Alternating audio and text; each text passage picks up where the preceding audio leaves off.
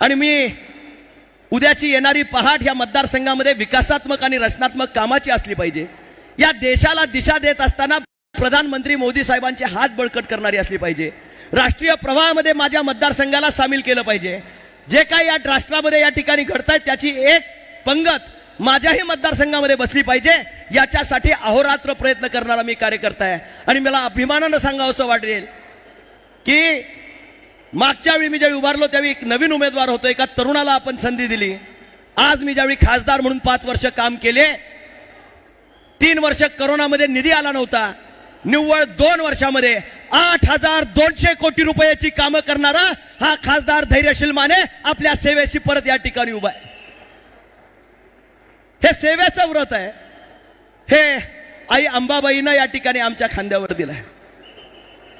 कुठल्या दिशेला आपण जातोय, मी मागच्या वेळी ज्या दिशेला गेलो होतो त्याच दिशेमध्ये आज आहे. मी कधी दिशा बदललेली नाही. मी मागच्या पंचवार्षिकला सुद्धा महायुतीचा उमेदवार होतो. नरेंद्र मोदी साहेबांना पंतप्रधान करण्यासाठी मत मागत होतो.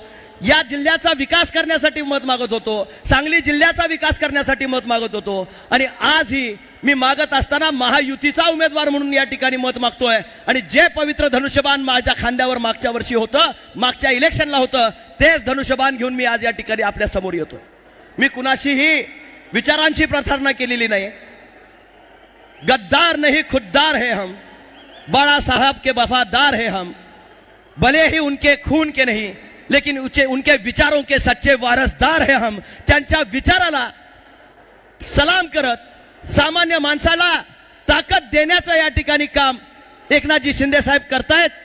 आणि त्या विचाराला खऱ्या अर्थानं पुढे घेऊन जाण्याचं काम आम्ही सर्वजण एकत्रपणे या ठिकाणी करतोय. माझ्या कोल्हापूर जिल्ह्यातील आलेल्या माझ्या तमाम तरुण मित्रांना, वडीलधाऱ्या मंडळींना मला कळकळीची विनंती करायची. काही लोक अपप्रचार करतील, काही लोक तात्पुरता विचार डोळ्यासमोर ठेवतील, काही लोक तुमच्यापर्यंत नेगेटिव्ह नरेटिव्ह सेट करण्याचा प्रयत्न करतील. पण ही इलेक्शन कुणाच्यावर वाईट बोलून मतं मिळवण्याची इलेक्शन नाही. ही इलेक्शन राष्ट्रातल्या तरुणाईचं भविष्य घडवण्याची इलेक्शन आहे. ही इलेक्शन मोदी साहेबांचे हात बळकट करण्याची इलेक्शन. म्हणजे काय, या देशाला नॅशनल इन्फ्रास्ट्रक्चर काय असावं, काश्मीर पासून कन्याकुमारी पर्यंत या देशाला कशा पद्धतीने बांधावं, या देशातल्या असणाऱ्या सर्वांगीण विकासासाठी काय संकल्प केले पाहिजेत, हे संकल्प ठरवणारी सर्वोच्च परिषद म्हणजे लोकसभा आहे. आणि मी खासदार म्हणून काम करत असताना देशाच्या संसदीय लोकशाहीमध्ये त्या स्तरावर जाऊन त्या ठिकाणी काम करतो की ज्याच्या माध्यमातून तिथं वाढप्याचं काम माझं आहे. जिथं या ठिकाणी स्वयंपाक होतो तिथनं एक पळी माझ्या मतदारसंघामध्ये आली पाहिजे. माझ्या आई कायमपणे या ठिकाणी सांगतात, लग्न कुणाचंही असू दे, वाढपी बाकी आपला असला पाहिजे. त्याचं कारण असं आहे, पंक्तीमध्ये एक पळी जर जास्त पडायची असेल तर आपल्या विचाराची लोक तिथं असतील तर त्या ठिकाणी चांगल्या पद्धतीचं काम त्याच्या हातनं त्या ठिकाणी होतं. माझ्या तमाम तरुण मित्रांना, वडीलधाऱ्यांना मला विनंती करायची आहे, आदरणीय राज्याचे लोकप्रिय मुख्यमंत्री, आपल्या सर्वांचा लोकनाथ, महाराष्ट्राची बुलंद तोफ आदरणीय एकनाथजी शिंदे साहेबांचा इन्हें जवाब मिलना चाहिए. मिलेगा कि नहीं मिलेगा? तगड़ा जवाब मिलेगा. साथियों, अयोध्या में राम मंदिर का 500 साल पुराना सपना पूरा हुआ.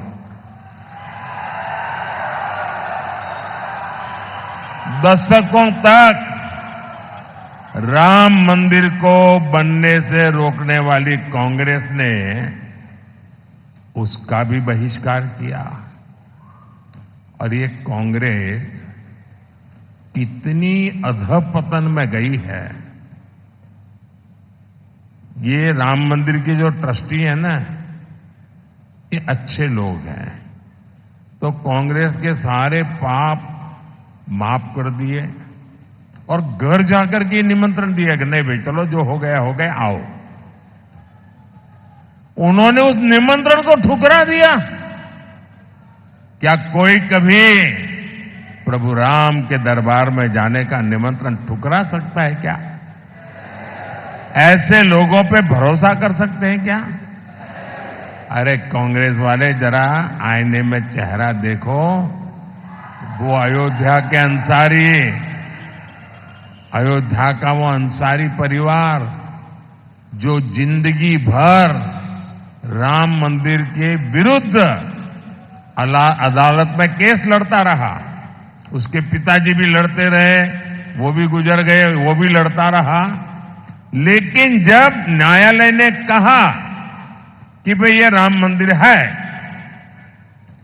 तो वो अंसारी खुद प्रभु राम के प्राण प्रतिष्ठा के कार्यक्रम में आकर के वहां मौजूद रहे। जिंदगी भर लड़ाई लड़ी, लेकिन फिर राम के शरण आए और ये राम का निमंत्रण ठुकरा दिया। जो राम को ठुकराएगा उसको आप क्या करोगे? आप क्या करोगे? आप क्या करोगे? जो डीएमके पार्टी, वो उनकी खासम खास वो कह रही है, सनातन को गालियां देने पर अब उतारू है। कहती है ये सनातन तो डेंगू है, मलेरिया है। और जो लोग सनातन के विनाश की बात करते हैं, उन्हें इंडी अगाड़ी के लोग महाराष्ट्र बुलाकर उनका सम्मान करते हैं। ये दृश्य देख करके मुझे तो सोचता हूं बाला साहब के पर कितनी बीती होगी, बाला साहब ठाकरे के मन पर कितनी चोट पहुंची होगी। ऐसे लोग हैं ये। इतना ही नहीं, इंडी अगाड़ी वोट बैंक की राजनीति में इतना गिर गया है कि शिवाजी महाराज की धरती पर ये औरंगजेब को मानने वालों से जाकर के मिल गए हैं। नकली शिवसेना इन सब एजेंडों में इन लोगों के साथ कंधे से कंधा मिलाकर चल रही है। आज बाला साहब ठाकरे होते तो इनकी ये हरकतें बहुत दुखी करती, और आज भी उनकी आत्मा जहां भी होगी सबसे ज्यादा दुखी उनके इन कारनामों से होती होगी। साथियों, तुष्टीकरण और वोट बैंक की राजनीति करने वालों की नजर अब लोगों की कमाई और दलित पिछड़ों के आरक्षण पर पहुंच गई है। कांग्रेस के शहजादे, उन्होंने घोषणा की है कि वो आपकी संपत्ति की, महिलाओं के गहने और सोने चांदी की जांच करवाएंगे। आपकी कमाई को कांग्रेस उन लोगों में बांटेगी जिनका ये देश पर पहला हक है, ऐसा बताते हैं। तुष्टीकरण के लिए कांग्रेस किसी भी हद तक गिर सकती है। साथियों, कांग्रेस ने एक और ऐसी घोषणा की है जो महाराष्ट्र के हर मतदाता को जानना जरूरी है। कांग्रेस ने ऐलान किया है कि आप जीवन भर जो कमाएंगे, अपने बच्चों के लिए जो कुछ भी जोड़ते रहेंगे, वो पूरा का पूरा आपके संतानों को नहीं मिलेगा। आज आपके पास गाड़ी है तो आप अपने बेटे को दे सकते हैं, घर है दे सकते हैं, खेत हैं दे सकते हैं। ये कांग्रेस के शाहजादे फॉर्मूला लाए हैं। आपके न रहने के बाद आपकी पैतृक कमाई में से आधा हिस्सा कांग्रेस इनहेरिटेंस टैक्स लगाकर वसूल करना चाहती है। क्या आप